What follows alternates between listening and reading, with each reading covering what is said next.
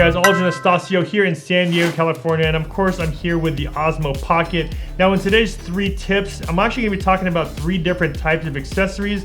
Now these aren't the normal accessories that we would normally talk about. These are some of the ones that I think you might be able to benefit from to really get the most out of your Osmo Pocket.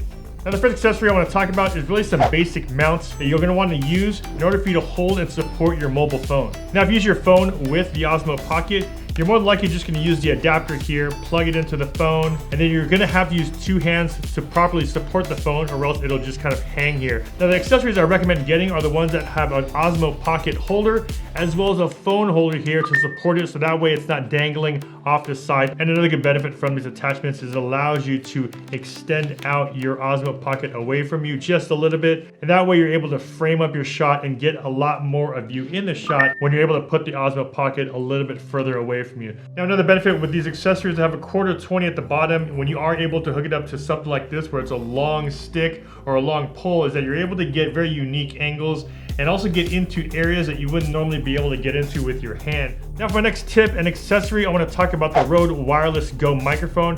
Now this thing has actually been a really good accessory to have with your Osmo Pocket. It's really slim, compact, and it works with the Osmo Pocket adapter. The one thing about this system that's really good is that there's a built-in microphone. So the one thing I've been using this system a lot for is actually doing interviews. I would normally just hook up the talent with a microphone, put this onto their collar, then I'm able to be further away from the subject.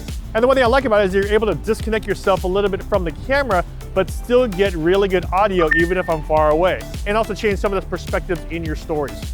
And for my third tip or third accessory I want to talk about are sliders. Now I've actually been using 2 different sliders recently. The first one is called the Micro 2, and that's more of a manual slider, but it's really well built and it's good for you to have on the go, for you to easily set up and just use it manually. Here I have an electric slider. This one's from YC Onion, and it is powered by a battery. So there's pros and cons for both. Manual, you're able to just kind of use it really quickly. Here you have to actually hook it up to an app as well as use a battery with it. But the one thing I do like about having something that's electric is that you're able to put this on an automatic track and it'll just go back and forth. So I was able to do a couple of interviews with it. And the one thing with the Osmo Pocket that's really cool is that you can do face tracking. So you're able to do face tracking with the Osmo Pocket. So then no matter which way it's moving on the track, it'll always position the camera and point it at the face. So you have a little parallax or a little bit more dynamic movement in the video itself if you're using something like an electric slider.